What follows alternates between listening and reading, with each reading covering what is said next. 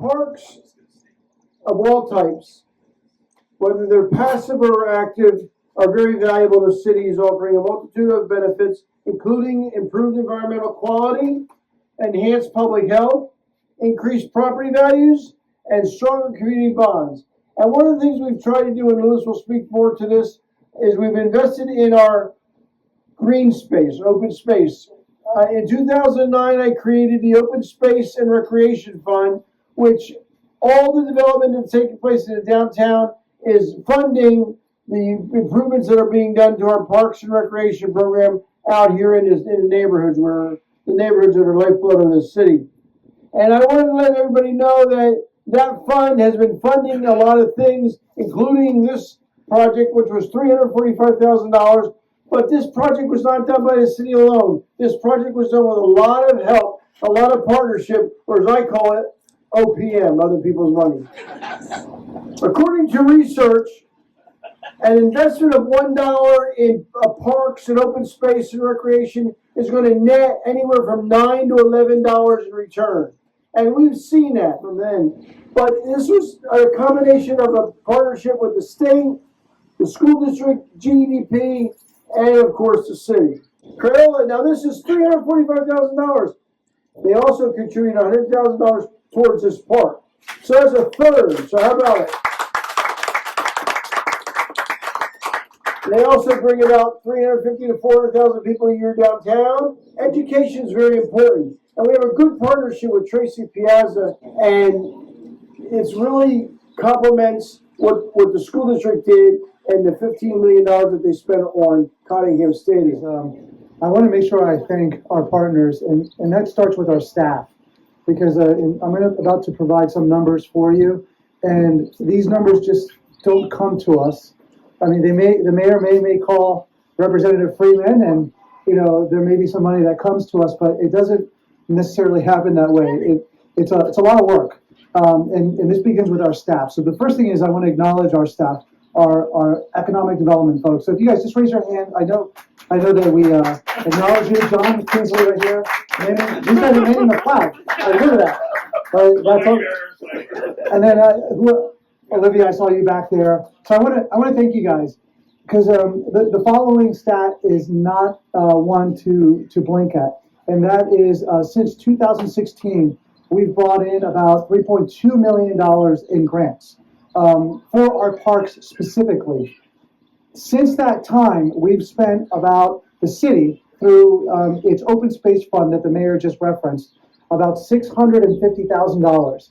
That comes from a dedicated fund that's fed, if you will, by all the development that's occurring in the city. So that's $650,000 that our staff was able to leverage for a total of about $4 million.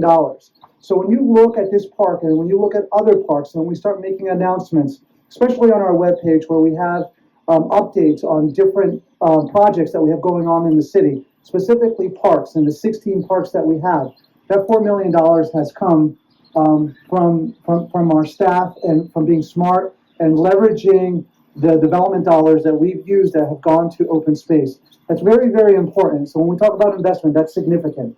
The last thing is, as I move on, with regards to our partners, it's not just internally with the city staff, it's also externally. And the mayor had mentioned GDP.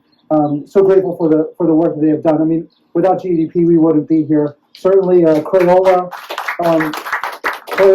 delivered in a big way. Thank you, Jared. Thank you, Marta. And then certainly the county. The county has been an excellent partner with us.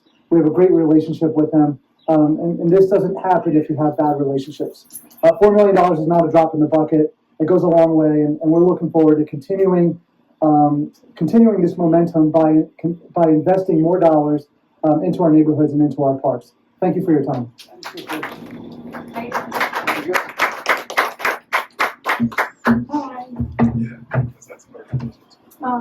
Senator Boscola sent her regrets that she could not join with the City of Easton today to announce the completion of the improvements to Vanderveer Park. She wanted to congratulate Mayor Panto, City Council, and City employees who made this happen. Parks play an important role in the quality of life in our communities, and having a green space with passive recreation like we have here now at Vanderveer Park is so important in urban areas such as Easton's West Ward. Senator Boscola was proud to work with Representative Freeman to have the state commit to assist in funding this important project through 2 grants totaling $215,000. The Commonwealth partnering with our local governments to enhance our parks is a wise investment of state funds. Improving these assets provides a low-cost recreational opportunity for our families. Investing in our local parks improves our quality of life, enhances our communities, and makes cities like Easton more attractive places to live.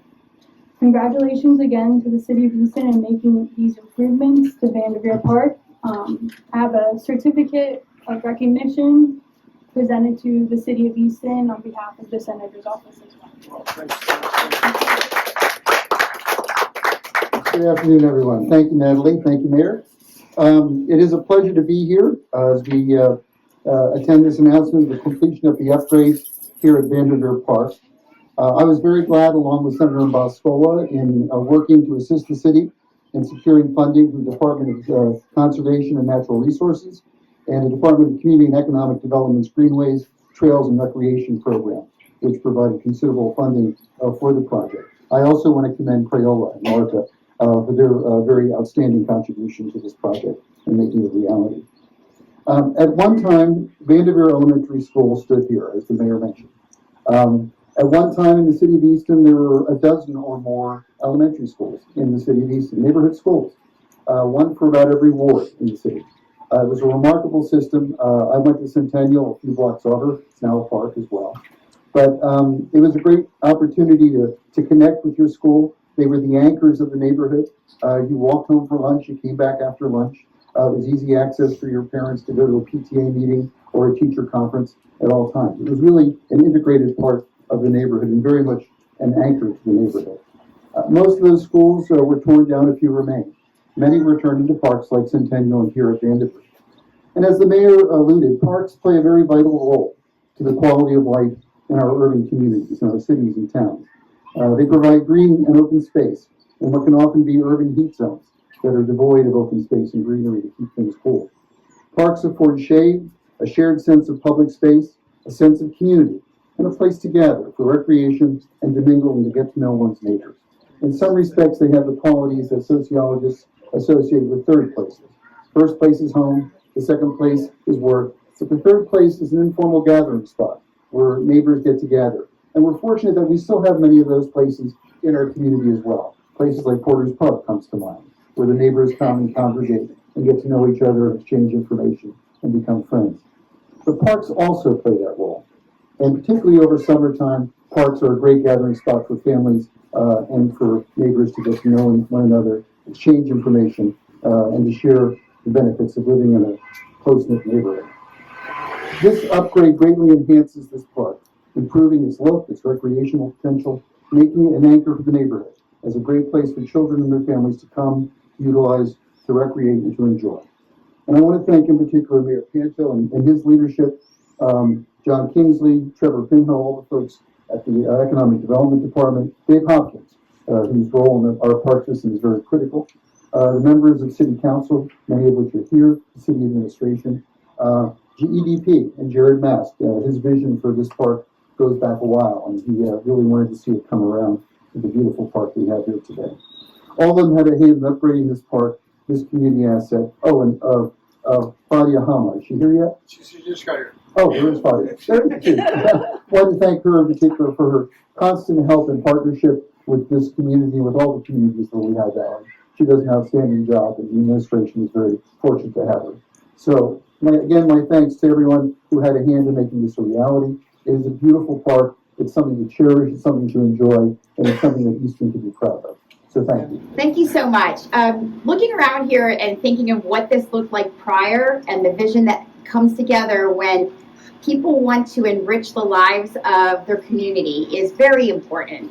And not only are outdoors important just to grow up and have the memories that we have when we're swinging on the swing set or going down the sliding board, but also the opportunity for some mental health and what it can do to just be outdoors. And some of the programs that we have at the Department of Community and Economic Development work on with our Greenways and Trails Recreation Program is to, to bring out projects like this, to have public parks and projects that enhance the community, and that's what this does. And we fell a little bit short on money, and then we found that we can work with other agencies and find a way as a team, because it really does take a village. And if you look around here, this is just going to create many more memories as they grow up, these children in the area, and it's going to be used all the time. And this is just such a lovely idea. It's a beautiful day out here, and congratulations to the teamwork and not giving up and to finding different ways that we all can work together. Congratulations there, everybody. Thank you. Hi, everyone. On my way over here, I was thinking this is kind of a full circle moment for me. I grew up in the West Ward, literally 3 blocks down the street. I grew up on 9th Street, and this is where I would come up. My nephew Charbel, who just reminded me, he's only 3 years younger, so more like a little brother. We used to come up here and play. I mean, and it wasn't a beautiful playground like this. It was just like a parking lot. That's where we went. And we had such great memories of something, and it was a simple space.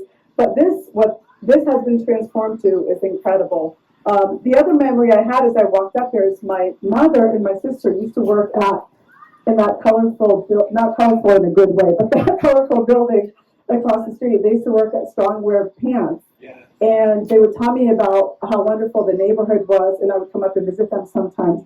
And they even said that Larry Holmes used to be there. We would bring the bales of fabric to them, and they had this wonderful relationship with Larry Holmes back then. So many positive connotations for me personally in this space, but also from Crayola's standpoint. Crayola is all about kids, as you know.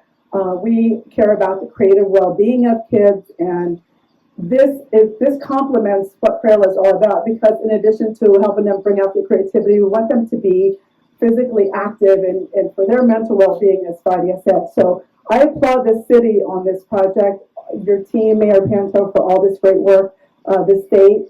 This is just a great partnership. Representative Freeman, you are Mr. Easton, old friend. And thank you to everyone who had a part to play in this. This is a beautiful project. Congratulations. 9, 8, 7, 6, 5, 4, 3, 2, 1. All right.